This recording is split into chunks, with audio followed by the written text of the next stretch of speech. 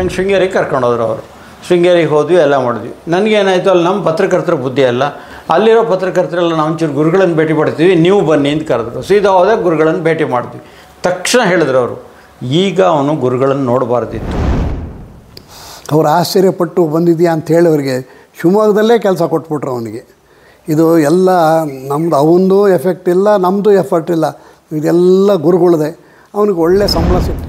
ಒಮ್ಮೆ ಪರ್ಜನ್ಯ ಜಪ ಅವರು ಸೊಂಟದುದ್ದ ನೀರಿನಲ್ಲಿ ಏನಿಕೆರೆಯಲ್ಲಿ ನಿಂತ್ಕೊಂಡು 7 ದಿನಗಳ ಕಾಲ ಪರ್ಜನ್ಯ ಜಪವನ್ನು ಮಾಡ್ಕೊಂಡು ಬಂದರು. ಆ ದಿವಸ ಕಡೆ ದಿವಸ ಮಳೆ ಬರಲೇ ಇಲ್ಲ. ತುಂಬ ನೋವಾಗ್ಬಿಡ್ತು ಅವರಿಗೆ, ಮಳೆ ಬರಲಿಲ್ಲ ಅಂತಂದ್ಬಿಟ್ಟು. ಆ ದಿವಸ ಪರ್ಜನ್ಯ ಜಪಕ್ಕೆ ಅವರು ನಿಂತ್ಕೊಳ್ಳುವಾಗ ಒಂದು ಮಾತಾಡಿದರು, ಈಶ್ವರ ಇವತ್ತು ನೋಡಪ್ಪ ಕಡೆ ದಿವಸ ಅಭಿಷೇಕ, ನೀನು ಮಳೆ ಕೊಡದೇ ಇದ್ದರೆ ನನಗೆ ಭಾಳ ನೋವಾಗುತ್ತೆ ಅಂತ ಹೇಳಿಕೊಂಡು ಪರ್ಜನ್ಯ ಜಪಕ್ಕೆ ನಿಂತ್ಕೊಂಡ್ರು.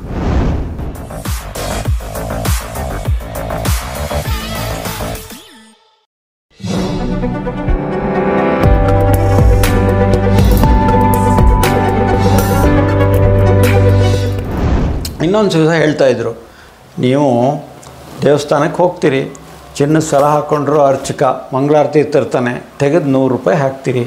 ಪಾಪ ಹೂ ಮಾರೋನು ಕಷ್ಟಪಟ್ಟು ಹೂ ಕಟ್ಟಿ ಎಲ್ಲ ಮಾಡಿರ್ತಾನೆ. ಎಷ್ಟು ಅಪ್ಪ ಮಳ, ಅವನು ಮಳನೋ ಮಾರ್ಗೋ 50 ರೂಪಾಯಿ 100 ರೂಪಾಯಿ, 50 ರೂಪಾಯಿ 30 ಕೊಡಲ್ವಾ ಕೇಳ್ತೀರಿ. ಇದು ಯಾವುದು ಸರಿ? ನೀವೇ ಯೋಚನೆ ಮಾಡಿ.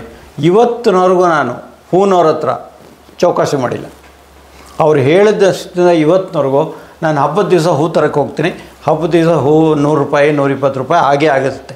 ನಾನು ಒಂದೇ ಸಲ ನಾನು ಎಲ್ಲೇ ತೊಗೊಳ್ಳಿ ಹೂನ, ನಾನು ಒಂದು ದಿವಸನೂ ಅದನ್ನು ಚೌಕಾಸಿ ಮಾಡಲ್ಲ. ಯಾಕೆಂದ್ರೆ ಅವ್ರು ಹೇಳಿದ ನಿಜ. ನೋಡಿ, ಹಬ್ಬ ಬಂದಾಗ ಮಾತ್ರ ಅವ್ರು ಹೂ ರೇಟ್ ಹೇಳಿಸ್ತಾರೆ. ಅದೇ ನೀವು ಮಾರನೇ ದಿವಸ 60 ರೂಪಾಯಿಗೆ ಆಗಿರುತ್ತೆ, ಅದು 50 ರೂಪಾಯಿಗೆ ಆಗಿರುತ್ತೆ. ಕೆಲವು ಸಲ ಅದು ಸುಧೀರ್ ನಂತರ ಹತ್ರ ಹೋದರೆ ನಾವು 1 ಮಾರ್ಕ್ ಕೇಳಿದ್ವಿ, 1.5 ಮಾರ್ಕ್ ಕೊಟ್ಬಿಡ್ತಾನೆ ತೆಗೆದು. ಅಂದರೆ ಈ ಥರ ಅವ್ರ ಕಷ್ಟ ಇದೆಯಲ್ಲ. ಅಂದರೆ ಆ ಗುರುಗಳಿಗೆ ನನಗೆ ಯಾಕೆ ಅವ್ರ ಬಗ್ಗೆ ನಂಗೆ ಖುಷಿ ಆಗುತ್ತೆ ಅಂದರೆ, ಯಾವತ್ತು ದೊಡ್ಡ ಹೋಮ ಮಾಡು, ನೀನು ಅದು ಮಾಡು, ತೊಗೊಂಡೋಗಿ ಇಲ್ಲಿ ದಾನ ಕೊಡು, ಏನೂ ಹೇಳ್ತಿತ್ತಿಲ್ಲ ಅವರು. ಏನಾದ್ರು ಒಂದು ಮಾತು ಹೇಳಿದ್ರು ಆ ಮಾತು ಸರಿಯಾಗೋದು. ಆ ಮಾತನ್ನು ಅವ್ರು ಏನು ಹೇಳಿದ್ದು, ಇಂಥದ್ದು ಮಾಡಬೇಡ ಅಂದರೆ ಅಂಥದ್ದು ಮಾಡಬೇಕಿತ್ತು. ನನಗೆ ಬೆಲ್ಸ್ ಪ್ಯಾಲ್ಸಿ ಆಯಿತು, ಅದ್ರ ಒಂದು ಸ್ವಲ್ಪ ಹಿಂಗಾಗುತ್ತೆ ಇದು. ಇವತ್ತು ಒಂದು ಚೂರಿದೆ ಅದು. ನಂಗೆ ಶೃಂಗೇರಿಗೆ ಕರ್ಕೊಂಡೋದ್ರು ಅವರು.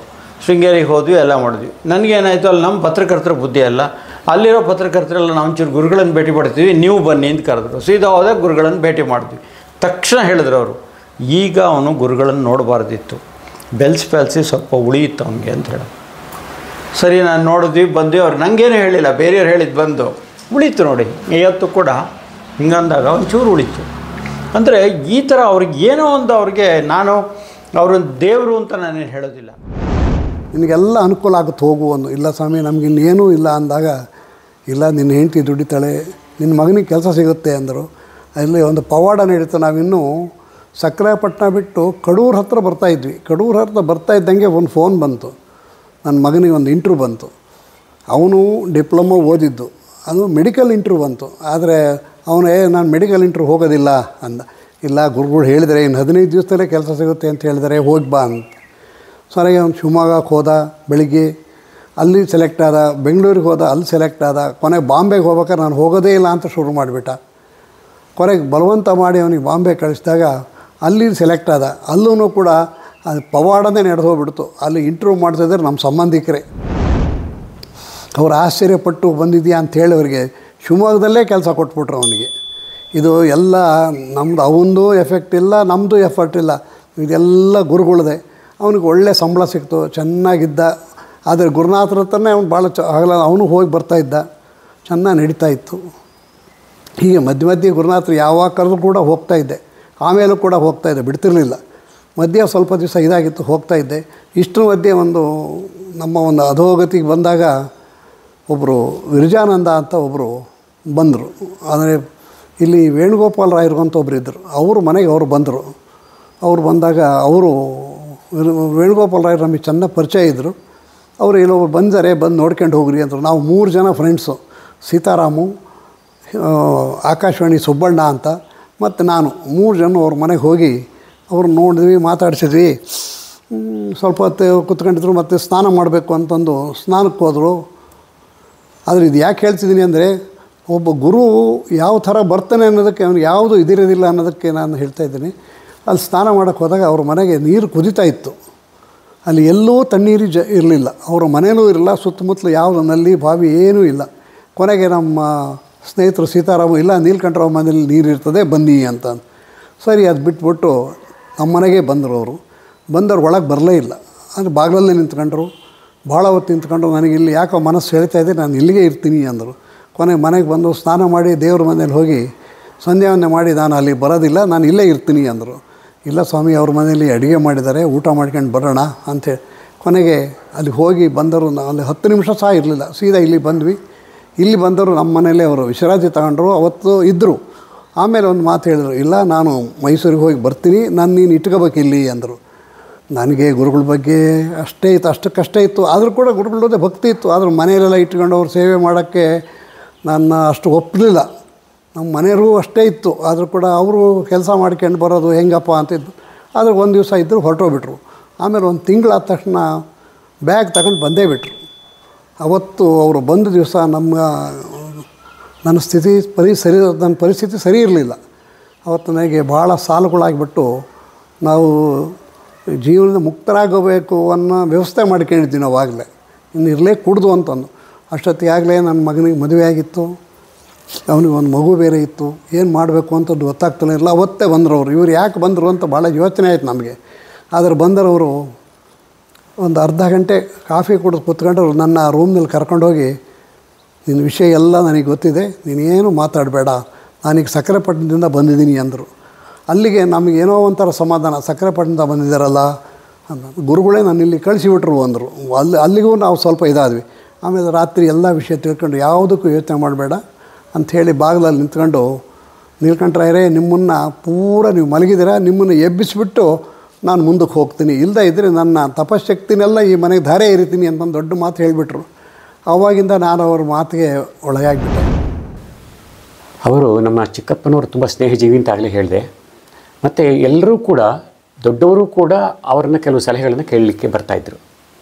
ವಿಶೇಷವಾಗಿ ವ್ಯವಹಾರದಲ್ಲಿ ಅವ್ರ ಕಡೆಯಿಂದ ಸಹಾಯ ಪಡ್ಕೊಳ್ಬೇಕಾದ್ರೆ, ನಾವು ಅಡಿಕೆಯನ್ನು ಹಾಕಲಿಕ್ಕಿಂತ ಮುಂಚೆ ಅಥವಾ ನಮಗೇನಾದರೂ ಸಾಲ ಬೇಕಾದರೆ ವೆಂಕಟಾಚಲಯ್ಯನವರಿಂದ ಒಂದು ಕಾಗದ ತಗೊಂಡು ಇವರಿಗೆ ದುಡ್ಡು ಕೊಡ್ಬೋದು, ಇಷ್ಟು ಕೊಡಿ ಅಂತ ಹೇಳಿ ಇವ್ರು ಹೇಳಿದರೆ ಅವರು ಅಲ್ಲಿಂದ ಕೊಡ್ತಾಯಿದ್ರು.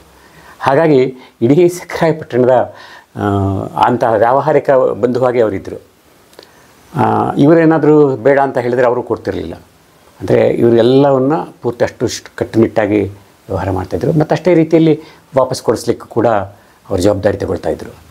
ಹಾಗಾಗಿ ಎಲ್ಲರೂ ಕೂಡ ಅವರ ಬಗ್ಗೆ ತುಂಬ ಗೌರವವನ್ನು ಇಟ್ಕೊಂಡಿದ್ದರು. ಚಿಕ್ಕ ವಯಸ್ಸಿನಲ್ಲೇ ಅವ್ರಿಗೆ ಆ ರೀತಿ ಬಹುಶಃ ತಂದೆಯ ಒಂದು ಪ್ರೇರಣೆ ಕೂಡ ಇರ್ಬೋದು, ತಾಯಿಯವರ ಆಶೀರ್ವಾದ ಮತ್ತು ಗುರು ಹಿರಿಯರ ಆಶೀರ್ವಾದ ಕೂಡ. ವಿಠ್ಠಲ ಶಾಸ್ತ್ರಿಗಳು ಅಂತ, ಆಸ್ಥಾನ ವಿದ್ವಾನ್ ಎಸ್ ವಿಠ್ಠಲ ಶಾಸ್ತ್ರಿಗಳು ಅಂತ ಅವರು ನಮ್ಮ ಮನೆತನದ ಗುರುಗಳವರು, ಎಳ್ಳಂಬಳಸಿಯವರ ಮೂಲ.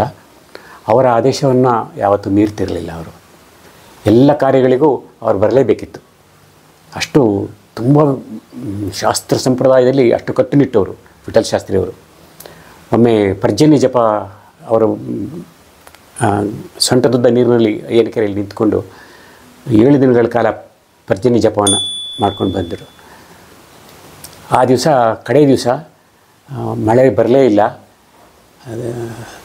ತುಂಬ ನೋವಾಗ್ಬಿಡ್ತು ಅವರಿಗೆ, ಮಳೆ ಬರಲಿಲ್ಲ ಅಂತಂದ್ಬಿಟ್ಟು. ಆ ದಿವಸ ಪರ್ಜನ್ಯ ಜಪಕ್ಕೆ ಅವರು ನಿಂತ್ಕೊಳ್ಳುವಾಗ ಒಂದು ಮಾತಾಡಿದರು, ಈಶ್ವರ ಇವತ್ತು ನೋಡಪ್ಪ ಕಡೆ ದಿವಸ ಅಭಿಷೇಕ, ನೀನು ಮಳೆ ಕೊಡದೇ ಇದ್ದರೆ ನನಗೆ ಭಾಳ ನೋವಾಗುತ್ತೆ ಅಂತ ಹೇಳಿಕೊಂಡು ಪರ್ಜನ್ಯ ಜಪಕ್ಕೆ ನಿಂತ್ಕೊಂಡ್ರು. ಪರ್ಜನ್ಯ ಜಪ ಮುಗಿಸ್ಕೊಂಡು ಬಂದು ಅಭಿಷೇಕದ ಪೂಜೆಯೆಲ್ಲ ನಡೀತು. ಒಂದು ಚೂರೂ ಮೋಡ ಇಲ್ಲ, ಬಿಸಿಲು ಬಿರುಬಿಸಿಲು. ಸರಿ, ಎಲ್ಲರೂ ಊಟಕ್ಕೆ ಕೂತ್ಕೊಂಡ್ರು ಎಲ್ಲ ಸರ್ವತ್ರ. ಊಟಕ್ಕೆ ಪಾಯಸ ಬಡಿಸ್ತಕ್ಕಂಥ ಸಂದರ್ಭದಲ್ಲಿ ಅಲ್ಲೊಂದು ತುಣುಕು ಮೋಡಗಳು ಶುರುವಾಯಿತು. ಸಾರನ್ನು ಊಟ ಆಗೋದ್ರೊಳಗೆ ಅದು ಎಲ್ಲಿತ್ತೋ ಮಳೆ ಅಷ್ಟು ಸುರಿಯಕ್ಕೆ ಶುರುವಾಯಿತು. ಅದ್ಭುತವಾಗಿರ್ತಕ್ಕಂಥದ್ದು ಅದು ಪವಾಡ. ಎಲ್ಲರೂ ಊಟ ಬಿಟ್ಟು ಎದ್ದು ಕುಣಿತಾ ಇದ್ದಾರೆ. ಮತ್ತು ಆ 4-5 ಕಿಲೋಮೀಟ್ರ್ ವ್ಯಾಪ್ತಿಯಲ್ಲೇ ಅದಷ್ಟು ಸುರಿದಿದ್ದು. ಎಲ್ಲರೂ ನೆನ್ಕೊಂಡು ಕುಣ್ಕೊಂಡು ಬಂದರು. ಒಂದೇ ಒಂದು ವಾರದೊಳಗೆ ಬಲ್ಲಾಳ ಅಯ್ಯನಕೆರೆ ತುಂಬಿತು. ಯಾಕೆ ಹೇಳಿದೆ ಅಂದರೆ ವಿಠ್ಠಲ ಶಾಸ್ತ್ರಿಗಳ ಒಂದು ಭಕ್ತಿ, ಅನನ್ಯವಾದಂಥ ಭಕ್ತಿ, ಅವರ ಧ್ಯಾನ, ಅವರ ತಪಸ್ಸು ಇತ್ಯಾದಿಗಳ ಬಗ್ಗೆ ನಾನು ಕಣ್ಣಾರೆ ನೋಡಿದಂಥದ್ದು. ಹಾಗಾಗಿ ಅವರ ಶಿಷ್ಯರಾಗಿ ಒಂದು ರೀತಿಯ ಆಧ್ಯಾತ್ಮಿಕತೆಯನ್ನು ಒಲವು ಮೂಡಿಸ್ಕೊಂಡಿದ್ದರು.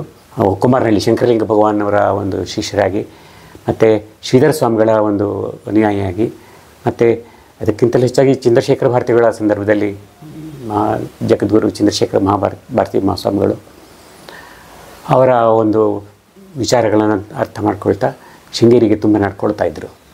ಶೃಂಗೇರಿ ಮತ್ತು ಸಕ್ರೆಪಟ್ಟಣ ಅಥವಾ ನಮ್ಮ ಚಿಕ್ಕಪ್ಪ ಇವರುಗಳಿಗೆಲ್ಲ ನಮಗೆಲ್ಲ ಅಂಥ ಸಂಬಂಧ ಬಂದದ್ದು ಅವರ ಕಡೆಯಿಂದಲೇ ಅಂತ. ಅದು ಪ್ರಾರಂಭದಲ್ಲಿ ನಮಗೆ ಅವರ ಅವಧೂತ ಸ್ಥಿತಿ ಗೊತ್ತಾಗ್ತಿರಲಿಲ್ಲ. 1975 ನಂತರದಲ್ಲಿ ಅವರು ಈ ಲೌಕಿಕ ವ್ಯವಹಾರದಿಂದ ವಿಮುಖರಾಗ್ತಾ ಬಂದರು. ಯಾವುದೇ ವ್ಯವಹಾರಗಳನ್ನು ಬಿಟ್ಬಿಟ್ಟು ಎಲ್ಲವನ್ನು ಬಿಟ್ಟು ಅಂತರ್ಮುಖಿ ಆಗ್ತಾ ಹೋದರು.